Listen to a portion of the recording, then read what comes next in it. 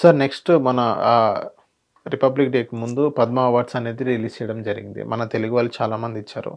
ఒక 7, 9 పీపుల్స్ మన ఎంతమందికి ఇచ్చినట్టు. సో, మీకేమనిపించింది? ఎవరిని మిస్ చేశారనిపించింది మీకు?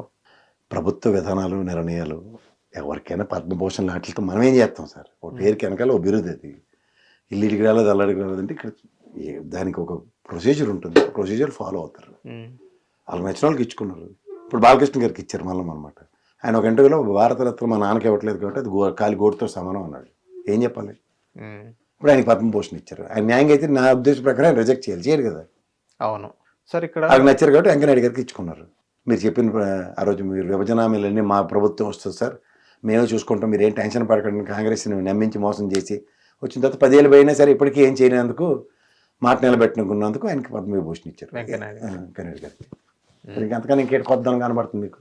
సార్ ఇక్కడ రేవంత్ రెడ్డి గారు పద్మ అవార్డ్స్ పైన అసంతృప్తితో ఉన్నారు. ఏదైతే గద్దర్ గారికి ఏమి ఇవ్వలేదు అన్నట్టుగానే ఆయన కూడా కేంద్రానికి లేఖ రాశారు కూడా జరిగింది. దానిపైన మీరేమంటారు సార్? అంటే ఒక ప్యానల్ ఉంటుంది. ప్యానల్కి స్టేట్ నుంచి రికమెండేషన్స్ ఇచ్చిన తర్వాత ఇవ్వకపోతే మాత్రం రేవంత్ రెడ్డి గారు కరెక్ట్. ఒకళ్ళు రాయకుండా వచ్చి ఆయనకి అవుట్ ఆఫ్ ద బాక్స్ కేంద్ర ప్రభుత్వమే కన్సిడర్ చేయాలంటే కొన్ని కుదరవు ఒక్కొక్కసారి.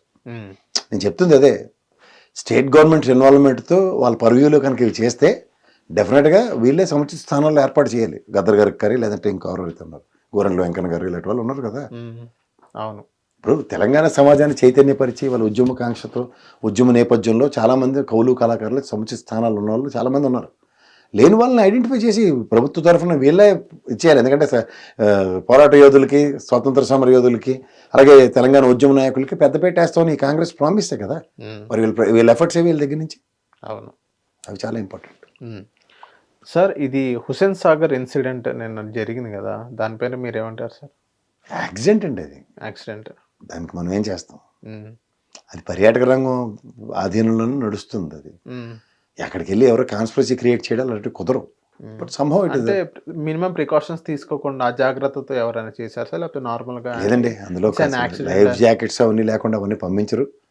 అసలు బోటుకి ఎక్కాలన్నా సరే గజెత్తగలను నేతగలని అన్న చెప్పినా ఒప్పుకోరు. ఇది టు వేర్ దట్.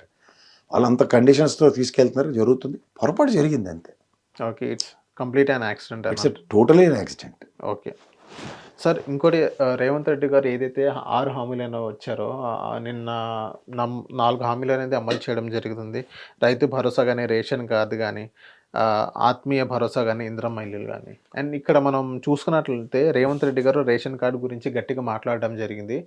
ఏం మాట్లాడంటే లాస్ట్ 10 years ఇది ఏదైతే కేటీఆర్ అనే వ్యక్తి అక్కడ చదువుకున్న ఐటీ అది ఇది అంటారులే, కానీ ఇక్కడ ఉన్న రైతుల సమస్యల గురించి తెలీదు. లాస్ట్ 10 years నుంచి ఇప్పటిదాకా కొత్త రేషన్ కార్డులు ఎందుకు ఇవ్వలేదు? సో వీళ్ళు మొత్తం రైతులకు మొత్తం వ్యతిరేకం, అందుకనే రేషన్ కార్డు అనేది ఇవ్వడం లేదు. నేను వచ్చిన తర్వాత మళ్ళీ ఇప్పుడు ఎవరైతే అర్హులో వాళ్ళందరికీ రేషన్ కార్డు పంపిణీ అనేది జరుపుతున్నాను. రేవంత్ రెడ్డి గారు ఇనిషియేట్ తీసుకోవడం జరిగింది. నీతి ఆయోగ్ గైడ్ లైన్స్ ఒకసారి ఫాలో అవ్వమన్నాడు సార్ ఎవరినైనా. ఎన్ని ఎక్సెస్ రేషన్ కార్డులు ఉన్నాయో ఐడెంటిఫై చేసి ఒక నివేదిక ఇచ్చింది. ముందు రేషన్ కార్డులని నిలువరించండి అని. రేషన్ కార్డులు నిలువరించమని నీతి ఆయోగ్ ఇచ్చిన దాంట్లో లాస్ట్ టైం కొన్ని రేషన్ కార్డులు తొలగించారు. మన జనాభా ఎంత ఉంది, ఎన్ని రేషన్ కార్డులు ఉన్నాయో చూడండి. ఓకే, దానికి ఒక ప్రమాణం లేదు. ఇప్పుడు కూడా కొత్త రేషన్ కార్డుల ఇష్యూలో మరి ఇంత టెక్నాలజీ గురించి ఆయన అవమానం చేసినప్పుడు మన దగ్గర ఇంత టెక్నాలజీ ఉంది కదా, ఏది ఆన్లైన్లో ప్రాసెసింగ్ కాకుండా మీ సేవల్లోనూ వాటిలోనూ ఎంతంత క్యూలు కడుతున్నారు చూడండి. ప్రతి శుక్రవారం ప్రగతి భవన్లోనూ చేసే కార్యక్రమానికి కూడా ఎంతమంది జనాలు తరలొచ్చారు మొన్న శుక్రవారం మంగళవారం చూడండి. అవును, ఇవాళ మంగళవారం కూడా ట్రాఫిక్ జామ్లు అవుతున్నాయి బేగంపేట పరిసర ప్రాంతాల్లో. ఇవన్నీ చూస్తూ కూడా టెక్నాలజీ వాడుకోకపోతే సకల జనరల్ సర్వేలు అనేది ఒక రోజులో చేసేస్తారు మొత్తం రాష్ట్రం అంతా. రేషన్ కార్డులు ఏరువేత కూడా తలుచుకుంటే పడపడమని 20 లక్షలు 15 లక్షల కార్డులు ఎత్తేస్తారు.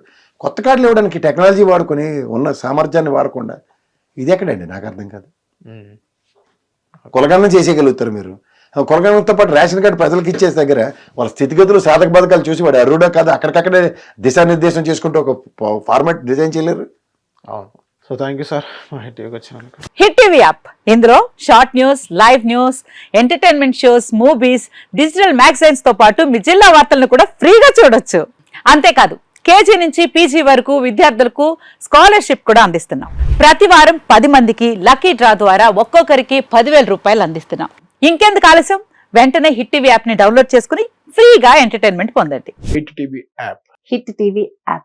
Please download Hit TV app. Hit TV యాప్ని ఫ్రీగా డౌన్లోడ్ చేసుకొని ఎంజాయ్ చేయండి. మీకు నచ్చిన ఎంటర్టైన్మెంట్ కోసం హిట్ టీవీ యాప్ ని ఫ్రీగా డౌన్లోడ్ చేసుకుని ఎంజాయ్ చేయండి. హిట్ టీవీ యాప్ని డౌన్లోడ్ చేసుకుని ఆస్వాదించండి, ఆశీర్వదించండి. ఇంతమంది సెలబ్రిటీలు హిట్ టీవీ యాప్ ని డౌన్లోడ్ చేసుకోండి అని చెప్తున్నారంటే ఎంత మంచి యాప్ ఆలోచించండి.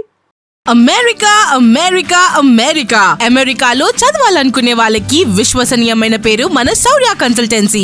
UK లో 1 year masters. UK లో 1 year masters. 2 years work permit up to 5 years visa. Contact Saurya Consultancy. Contact 89851 89851.